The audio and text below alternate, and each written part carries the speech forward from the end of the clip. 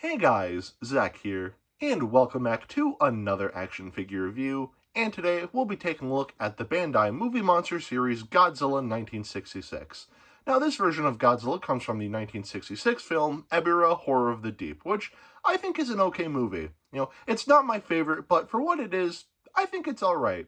I really like this movie's setting, I like how it takes place on a tropical island rather than a city. I think that's a nice change of pace. I really like the James Bond thing going on with the plot. I think that's very entertaining. The soundtrack is really cool. There are some things that I will admit haven't aged very well in this movie, but for the most part, I do think Ebirah Horror of the Deep is an alright movie. It's not my favorite Godzilla movie. In fact, I wouldn't even say it's my favorite Showa-era Godzilla movie, but still, for what it is, I do think it's a fine movie, and I know a lot of people really do care about this movie. So, I can see why, because this movie does have charm. Again, there are some things that haven't aged very well, but again, for what it is, I do think it's a solid movie, and yeah, it's alright. It's not my favorite, but it's alright. I like it. I don't really have a whole lot else to say, so let's just get right into this. Like usual, before we take a look at the figure itself, I just want to take a quick look at the tag. Starting with the cover here, we have a nice picture of Godzilla from Ebirah Horror of the Deep. And for some reason, it's in black and white, which isn't a problem by any means. It's just something that I just find interesting because the movie itself was not in black and white. But the other thing that's interesting is that Ebirah's tag from the movie monster series Ebirah figure that came out back in 2023, the cover on that tag was black and white as well, which I just think is really interesting. Again, it doesn't matter at all, but just, I don't know. I just think that's interesting. At the bottom here, we have Godzilla 1966, both in Japanese and in English. Godzilla 2026, and some legal information below. On the back, we have a nice silhouette of Godzilla's dorsal plates. And then we have, I'm going to botch this is the Japanese name, Godzilla, Ebirah, and Mothra, Great Duel of the South Seas, I believe. I'll put up the proper name on screen now in case I get that wrong, but that is the Japanese name of the movie. Right here we have Movie Monster Series, both in Japanese and in English. Bandai, Godzilla, some legal information. Bandai Namco, ages 3 and up. On the inside, we have a bunch of legal information and a little bit of a bio for this design of Godzilla. And that's pretty much it for the tag. Now going back to the figure itself, to start, we'll take a look at the paint, and the painting on this figure, I think, looks really good, for the most part. So, as we can see, pretty much the entirety of this figure is going to be casted in this dark gray coloration, which I think looks very nice.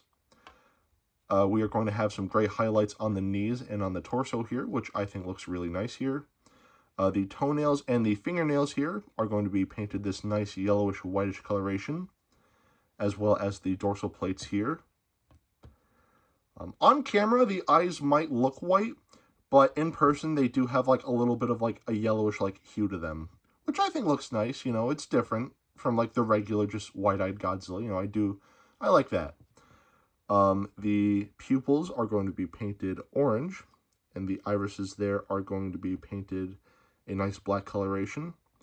And the teeth on this figure will not be painted, which I'm indifferent towards, because on the one hand, like, obviously the teeth should have been painted, and when I first saw this, I'm not going to lie, I was pretty disappointed. But in person, it doesn't look awful, It would have looked better if the teeth were painted, for sure, but again, like, for what it is, like, it doesn't look awful. Like, if you look at it, like, from afar, like, it's not super noticeable. Like, you can still tell, but it doesn't look awful. You only really start to notice if you, like, look at it close up like this. So, yeah. Again, I do think that the teeth should have been painted, but it also just doesn't bother me that much. Like I said, the teeth, I can't stress this enough. The teeth should have been painted, but this doesn't bother me. I'm not happy about it, of course, but I'm also not unhappy. I'm indifferent towards this, but I digress. That's pretty much it for the paint. And the painting on this figure, again, minus the teeth, the painting on this figure I do think is very solid. So I'd say that the painting on this figure gets 7/8 of a pass. Now, we'll take a look at the articulation, and do I really need to say it? The arms are going to move 360 degrees. The legs can kick forward about that far.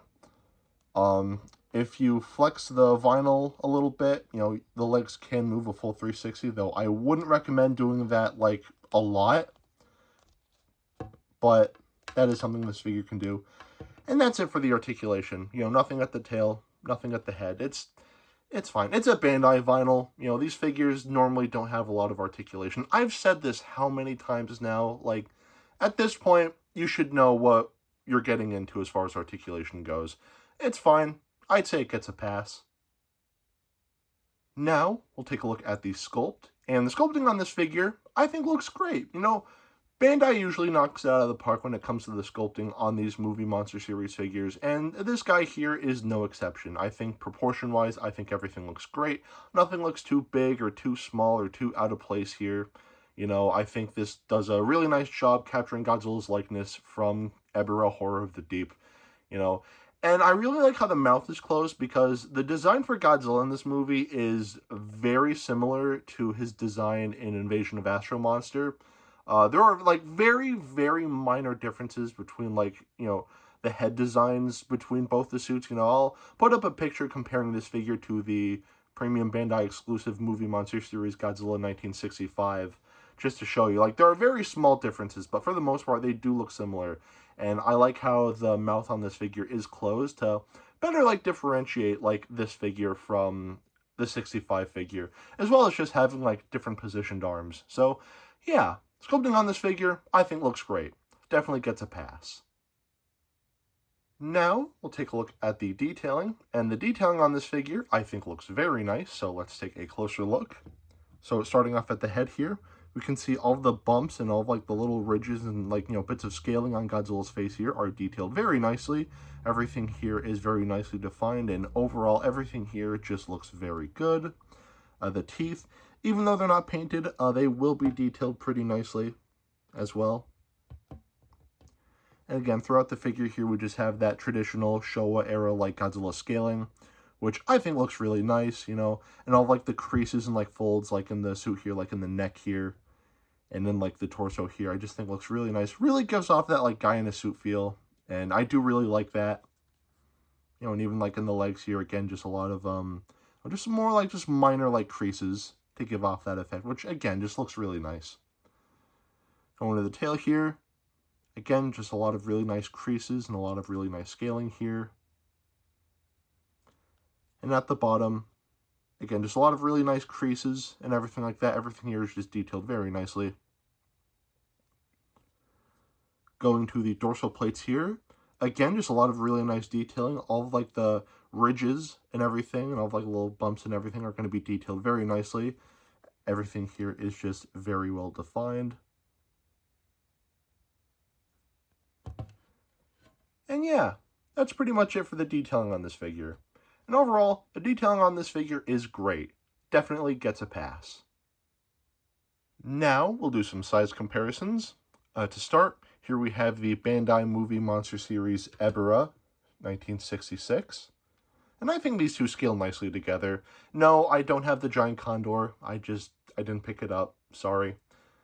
Here we have the premium Bandai exclusive Movie Monster Series Godzilla 1965. And you can see the differences between both of these two releases. Here we have the Bandai Ultra Hero Series Ultraman. And of course, here we have some hand sanitizer. And here we have Dr. Billy Grant. So at the end of the day, should you get this figure? I'd say yes. Minus the teeth not being painted, the painting on this figure is still very solid. The articulation, it's a Bandai vinyl. Do I really need to say anything else? The sculpting is great. The detailing is great. And overall, this is a really solid release in the Movie Monster Series line. And I'm really happy that we're now really close to having all of the Showa era Godzilla suits in the Movie Monster Series line. We're only missing Godzilla 1962 and Godzilla 1967 proper. I know we got that posing version just recently, but I'd prefer something like this guy. But still, I am happy about that. And this figure, like I said, minus the teeth not being painted, I think is very solid. Now, as far as price tags go, now I'm surprised that this figure was not an exclusive. I'm surprised it wasn't like a Godzilla store exclusive or a premium Bandai exclusive, because that's kind of the route they've been going lately. You know, this is a wide release, so you can get this figure like in like multiple different, from multiple different websites. I got this figure from HobbyLink Japan, and before shipping, I paid about $25, which I think is a pretty fair asking price for this figure. Again, including shipping, I imported this figure, so of course, with tariffs and everything like that, it's definitely like, I think I paid about like $40 to $45 for shipping for this figure, which I remember a time when importing these figures only costed like $20, $25.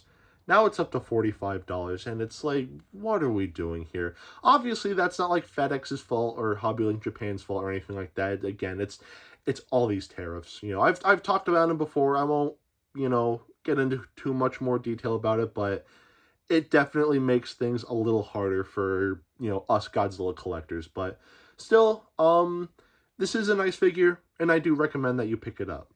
That being said, that is it for today. Have a great rest of your week, and I will see you in the next video. Peace, Zack out.